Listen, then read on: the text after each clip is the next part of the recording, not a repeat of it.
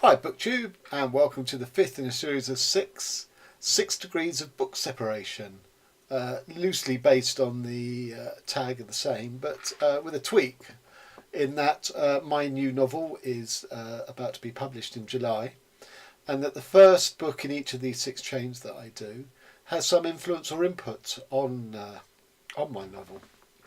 So the subsequent five that stretch from that may not have anything to do with my novel, but the first book in each case does.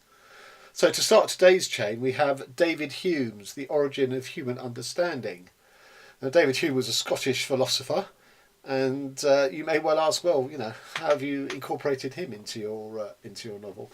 So one of the things that he was known for is known as Hume's primer, where he sort of considers a village pond, and that no matter how many white swans you see on that pond every day, it only takes the existence of one black swan to completely, sort of negate all your previous thoughts that all swans are white. And he's using it as a sort of, thing about sort of human sense perception. And I equate that in my novel to the terrorist logic of it doesn't matter how many times terrorist bomb plots are foiled. The terrorists only need to be successful once. They only need to get through their bomb once. And I equate that to sort of Hume's primer. So that is the first book. Now the second book is David Mitchell, Black Swan Green. Obviously from Hume's Black Swans and White Swans, I've gone to Black Swan Green. Now, there are two David Mitchells. There's the one that does all that fantasy stuff like Cloud Atlas and the Bone Clocks, which I really struggle with. But it's sort of slightly lesser appreciated books like this I'm a big fan of. This is a coming of age tale of a boy in the Midlands in the UK, and I think it's very much about David Mitchell's own life, it seems to me. And it's a very good, very enjoyable read. Although there is that thing of having as a sort of a mentor an older woman, either a spinster or a widow, which seems to be a bit of a trope in books about boys coming of age, because there's always that thing of, well, are they having a sexual relationship? Archie Ferguson in Paul Auster's 4321 has exactly the same when he goes to France and stays with an older single woman. Anyway, so that's the second book. The third book I don't have a copy of because I've unhauled it, because it's it's not one of my favourites by a long chalk. That is John Fowles and Maggot. And the reason the link from Black Swan Green to Fowles' and Maggot is that one of the names that the boy is called in this as an insult is Maggot. So the word of maggot obviously conjures up notions of sort of, fly larva and stuff, but it also has other meanings, like it means a quirk or a whim, and it also is a name for sort of a musical piece, a type of musical composition, which sort of refers back to the insectival roots, if you think about an earworm, which is also insectival. But the basic thing is it's a story told in letters, sort of the epistolary tradition, but I think Fowles is very much sending that up. But again, it's a sort of, coming of age book that I just didn't find terribly engaging.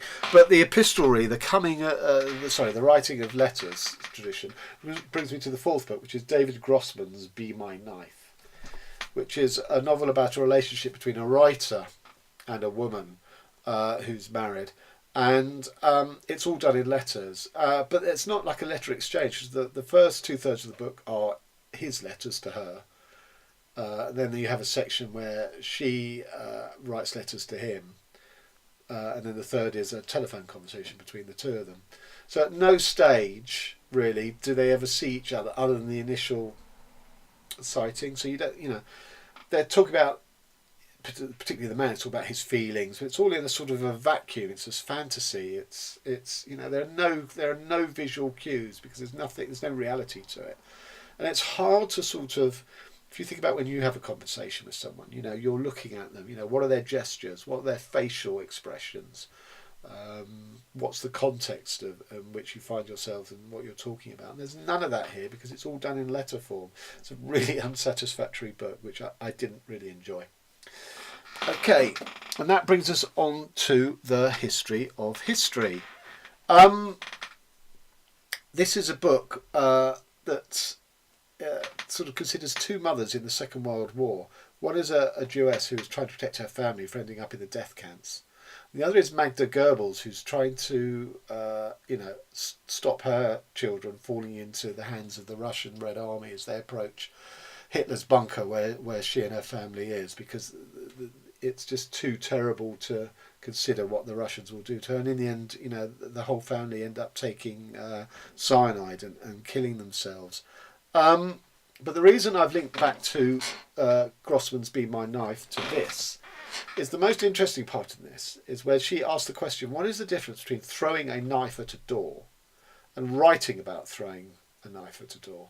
Because an author inevitably, the woman comes into the room, it describes the room, it describes the type of knife, it describes the motion of the knife through the air, it describes the knife sticking in the door and juddering with its sort of energy as it dissipates.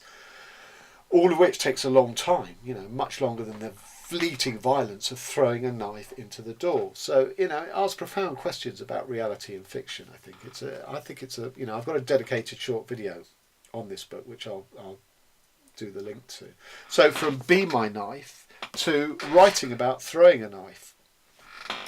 And then finally, from the history of history, we go to A Natural History of the Senses by Diane Ackerman, which kind of does what it says, which is it sort of traces each of our individual senses, not only in a sort of scientific way, but also a sort of literary and metaphorical way. What these things mean for us in our understanding, and that there's a section in my novel where the mother is recalling in her sort of journal that she kept on the birth of her first child all the various developmental stages of.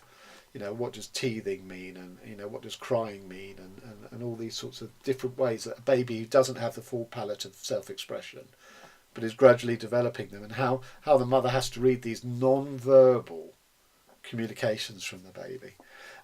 So the transition from the history of history, which is a book about the senses, writing about the experience of throwing a knife at a door and all the senses that surround that, to an actual treatment of the senses. And this is a very, very worthwhile read. So, just recapping, we started with David Hume, an inquiry into human understanding. From that we went to Black Swan Green because of the white swan, black swan thing of Hume's primer.